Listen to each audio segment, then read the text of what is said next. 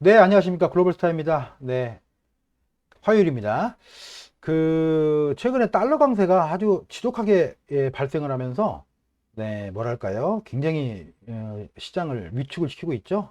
당장은 달러 강세로 인해서 일부 수출 기업들은 수혜를 얻을 수 있지만, 또 수입 물가가 급증하는 부분 때문에, 국민들은 고통을 받는, 네, 그런 형태가 지속되고 있습니다. 현재 원 달러만 강세를 보이는 게 아닙니다, 여러분.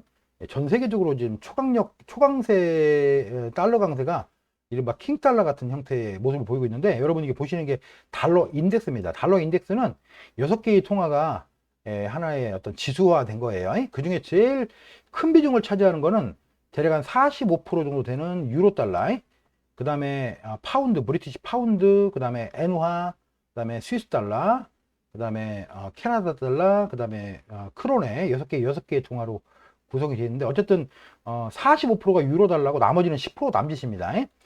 이게 달러 인덱스 장기 차트인데요. 이게 1986년도니까 거의 한 40년 전부터 측정이 된 겁니다. 영원한 강세는 없습니다, 여러분. 어느 시점까지 가면 추세가 당연히 바뀌고, 이제 그 반전이 나오게 돼 있고요. 어느 시점까지 가면 추세는 반드시 바뀐다. 어느 시점 가면 추세는 바뀐다. 이렇게 볼 수가 있는데요. 어쨌든 거의 40년간 이어오던 강력한 이 추세 라인을 일단 이게 뚫을 정도로 최근에 달러 강세가 아주 기승을 부리고 있는데, 거의 정점에 오지 않았나 싶어요. 일단 기술적으로도 거의 764, 786짜리 거의 마지노선으로 불린 자리까지 왔고요. 그래서 아마 달러 강세도 조만간 했던 9월 중에, 저는 9월이 다 갔지만 거의 9월 중에 어느 정도는 판가름이 나서 다시 점진적인 약세 국면으로 가지 않을까, 이렇게 예상을 하고요. 이게 하늘을 뚫고 올라갈 수는 없다고 저는 봅니다. 그렇게 보시고, 최근에 달러 강세의 세부적인 걸 보면, 첫째 유로 달러가 페리티가 무너지고 상당히 아래까지 내려왔죠. 원래 유로 달러는 전통적으로 1보다 한참 위였어요. 1대1이 이른바 페리티인데 1보다 한참 위에서 그동안 수십 년을 머물러 오다가, 최근에 이제 우크라이나하고 러시아 전쟁 때문에 가스 위기가 있잖아요. 천연가스 위기가. 그것 때문에 유럽의 물가가 아주 급등하고, 그 다음에 경제 성장률이 좌우될 만큼 가스 위기가 아주 심각하다는 그런, 심각하게 받아들이고 있습니다. 거기에서 오는 어떤 부분 플러스 알파로 미국의 금리 인상 속도보다 유로존, EU 중앙은행, 유럽 중앙은행의 금리 인상 속도가 좀 늘었죠. 지금 유로존이 1.25입니다. 미국이 지금 3.25니까 무려 2% 가까이 차이가 나다 보니까 금리 수준이, 그러다 보니까 유로 달러의 약세를 더 그동안 부추겼던 거고요. 엔화도 마찬가지예요. 엔화는 일본은 지금 일본 중앙은행은 아예 금리를 안 올렸습니다. 아직도 기준금리가 마이너스 0.1이에요. 일본은 또 물가도 별로 안 올랐습니다. 3%가 안 올린 상태예요, 아직은. 그래서 언제쯤에 이제 뱅크 오브 재팬에서 그동안 계속 고수해왔던 약세기조, 통화 완화책을 거둬들일 것이냐, 이게 관심인 가운데 엔화도 급락을 했고요. 그 다음에 또 하나가 이제 위안화예요, 위안화.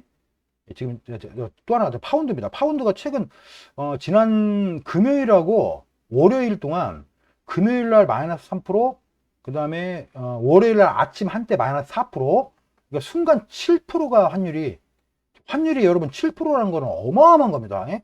마이너스 7% 했다가 이제 꼬리를 쫙 말고 있는 장면인데, 파운드가 이렇게, 영국 파운드가 역사적 저점을 깨면서 순간 이렇게 좀 마지막에 어떤 투배가 나온 형태로 파운드 선물에 대한 상태가 됐고요.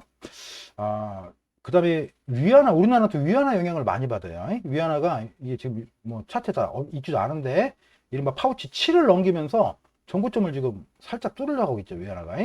물론 이제 이렇게 뚫고 언젠가는 다시 내려오게 돼 있어요. 위안화의 약세, 이게 달러 대비 위안화니까 위안화 약세가 어느 수준에서 다시 끝나고 다시 내려오겠죠.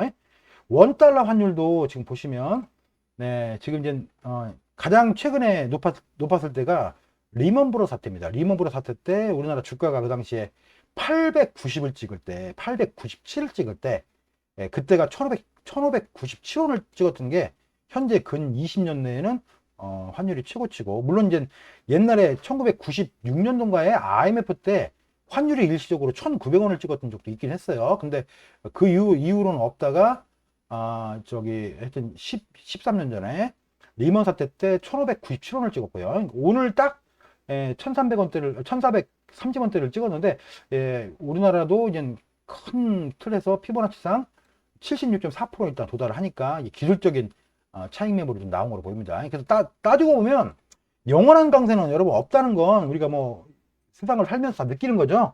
달러 강세도 영원할 수 없다. 그 다음에 임계치에 왔다. 저는 이렇게 보고 있어요. 아까 말씀드린 달러 인덱스의 어떤 임계점, 직전 벌써 이게 몇 년 전입니까? 한 20년, 5년 전 얘기니까 25년 내 거의 최고치 근처까지 온 상태고, 달러 인덱스가 한 번도 이렇게 왔던 적이 없었죠. 25년 동안에는. 그래서 기술적으로 해도 764, 786 근처에 와 있다는 점에서 어느 정도 임계치에 도달하고 있다. 조만간에 달러 인덱스 꺾인다, 기술적으로. 그리고 말씀드린 대로 유로 달러도 뭐 물론 아직 유럽의 위기가 아직은 끝난 게 아니라 러시아 우크라이나 사태가 얼른 해결이 돼야 되는데, 그런 게 조만간에 해결이 되면 얼마나 좋을까 하는 그런 기대를 해봅니다.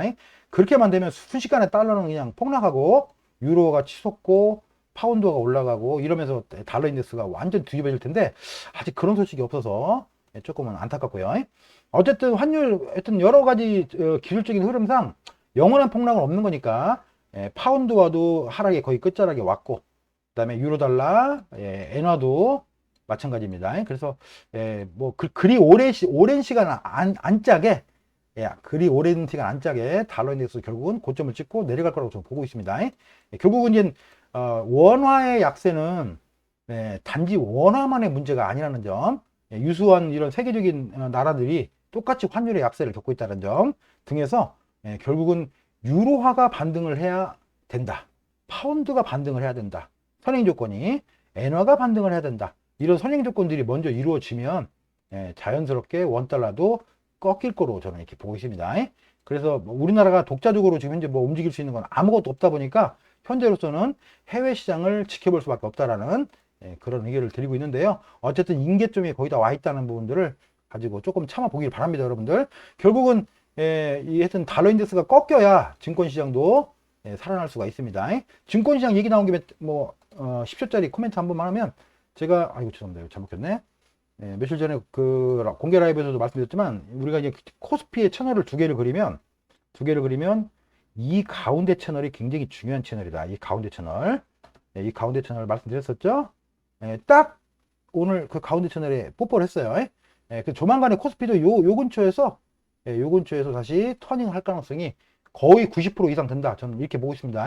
코스피 지수 또는 우량주 갖고 계신 분들은 인고의 세월을 조금 더 견뎌주시기를 부탁드립니다. 감사합니다.